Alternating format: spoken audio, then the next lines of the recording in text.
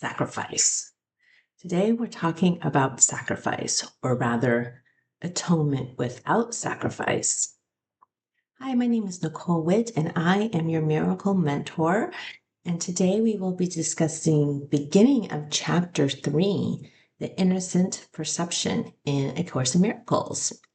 And so section 1 is entitled Atonement Without Sacrifice. And if you're wondering about my football jersey going on here, my 49er jersey that's probably close to 30 years old, it's because today is the first preseason 49er game, and go Niners. Okay, so let's get on with it. Chapter 3, the innocent perception. This is section 1, atonement without sacrifice. A further point must be perfectly clear before any residual fear still associated with miracles can disappear. The crucifixion did not establish the atonement, the resurrection did. Many sincere Christians have misunderstood this. No one who is free of the belief in scarcity could possibly make this mistake. If the crucifixion is seen from an upside-down point of view, it does appear as if God permitted and even encouraged one of his sons to suffer because he was good. This particularly unfortunate interpretation, which arose out of projection, has led many people to be bitterly afraid of God. Such anti-religious concepts enter into many religions. Yet the real Christian should pause and ask, how could this be? Is it likely that God himself would be capable of the kinds of thinking which his own words have clearly stated is unworthy of his Son?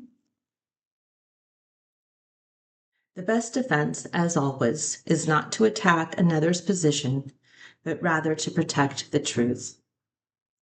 It is unwise to accept any concept if you have to invert a whole frame of reference in order to justify it.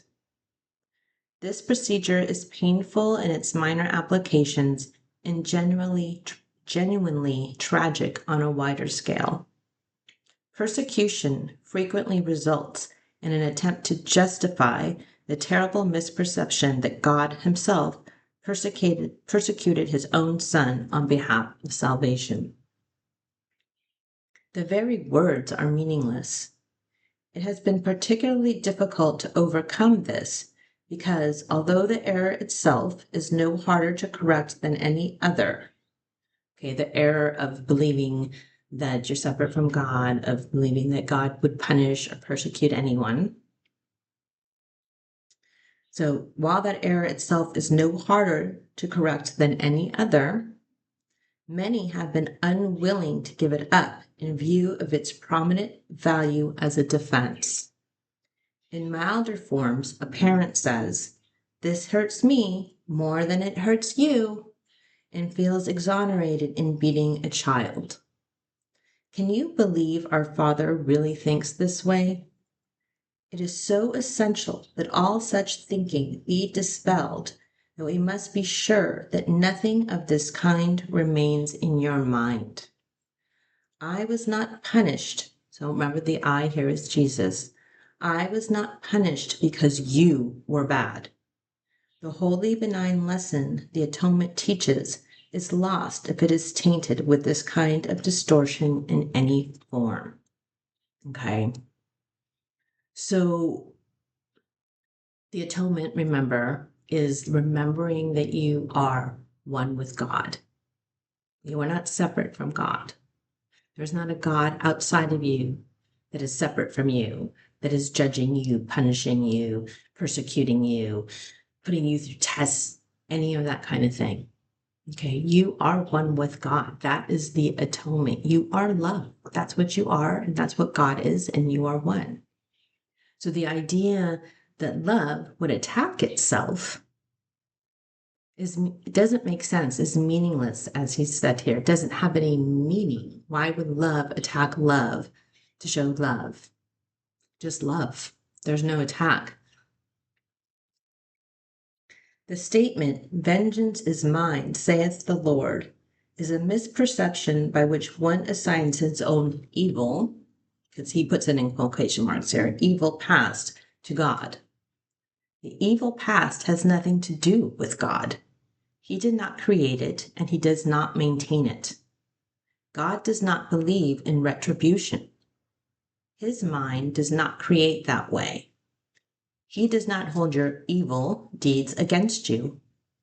Is it likely that he would hold them against me? Be very sure that you recognize how utterly impossible this assumption is and how entirely it arises from projection. So remember, projection is when we have our discomfort, our guilt, this feeling that something's not right, because we believe that we're separate from God, we believe we're not who we really are, and we project it out into the world. Okay, so now we think that it's no longer in us, it's out there, and we're dealing with it all the time, and we make up all these rules and see all these things like he's talking about here, that God is punishing us. No, we're punishing ourselves. We feel so guilty that we think we've separated from God, that we're projecting it out there, and now God is guilty and God is punishing us. This kind of error is responsible for a host of related errors, including the belief that God rejected Adam and forced him out of the Garden of Eden. It is also why you may believe from time to time that I am misdirecting you. I have made every effort to use words that are almost impossible to distort, but it is always possible to twist symbols around if you wish. Sacrifice is a notion totally unknown to God. It arises solely from fear, and frightened people can be vicious.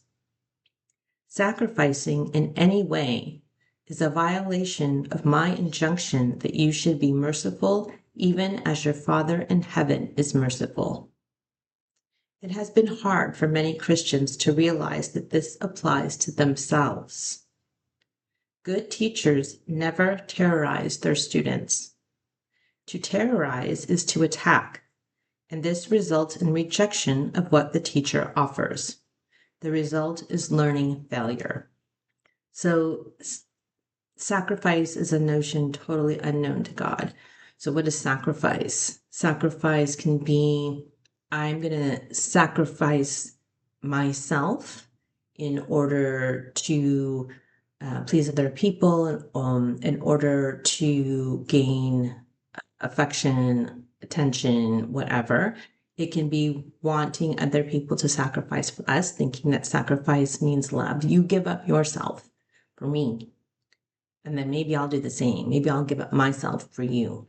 It can also be this idea that we have to sacrifice, we have to suffer and sacrifice in order to gain God's love, right? And he's saying this is not true.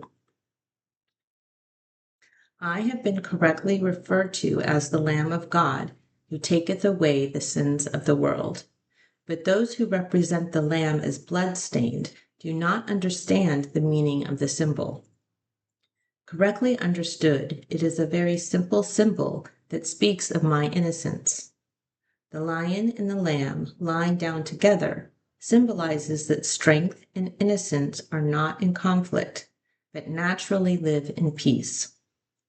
Blessed are the pure in heart, for they shall see God, is another way of saying the same thing. A pure mind knows the truth, and this is its strength. It does not confuse destruction with innocence, because it associates innocence with strength, not with weakness. Okay, so how did we get from the idea we're talking about sacrifice and now we're talking about innocent?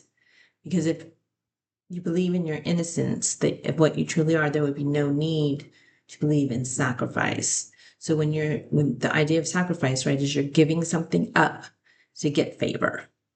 Remember, like the old animal sacrifices, right? They're sacrificing a life in order to get favor from God, from the gods, whatever their belief system was. So, but if you don't need to get favor because you've never lost favor, because you've never done anything that could make you lose God's favor, because you're wholly innocent in truth, right? Then this idea of sacrifice goes out the window. Innocence is incapable of sacrificing anything because the innocent mind has everything and strives only to protect its wholeness. It cannot project. It can only honor other minds because honor is the natural greeting of the truly loved to others who are like them, so the others who are truly loved as well. The Lamb taketh away the sins of the world, in the sense that the state of innocence or grace is one in which the meaning of the atonement is perfectly apparent. The atonement is entirely unambiguous. It is perfectly clear because it exists in light. Only the attempts to shroud it in darkness have made it inaccessible to those who do not choose to see. The atonement itself radiates nothing but truth.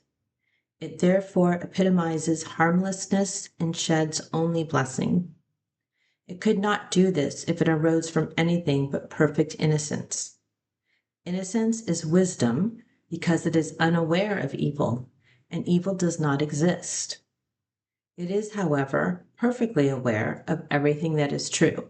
So innocence is perfectly aware of everything that is true. The resurrection demonstrated that nothing can destroy truth. Good can withstand any form of evil, as light abolishes forms of darkness. The atonement is therefore the perfect lesson. It is the final demonstration that all other lessons I taught are true. If you can accept this one generalization now, there will be no need to learn from many smaller lessons. You are released from all errors if you believe this. Okay? So, what are you believing? You're released from all errors if you believe this. If you believe that the resurrection demonstrated that nothing can destroy truth, that good can withstand any form of evil, if you have that strength and that knowledge in you, then you are released from all errors because you won't make any, because there won't be any fear, because you completely have this innocent mind that only knows the truth, then fear does not exist at all. The innocence of God is the true state of the mind of his Son. In this state, your mind knows God, for God is not symbolic, he is fact. Knowing his Son as he is, you realize that the atonement, not sacrifice, is the only appropriate gift for God's altar, where nothing except perfection belongs. The understanding of the innocent is truth. That is why their altars are truly radiant. So the next section we will be talking about in the next video is miracles as true perception. I hope you enjoyed this, and maybe pay attention this week to where your thoughts are entertaining this idea of sacrifice, even in like the littlest tiny thing. Where are you expecting others to sacrifice for you? Where are you sacrificing for others? And it doesn't mean that you don't do other things for people. It's just where is it coming from? How does it feel? Where is it coming from? And you'll know the difference if it's coming from love or from this belief in sacrifice. So I hope to see you soon. I love you so much. Bye-bye.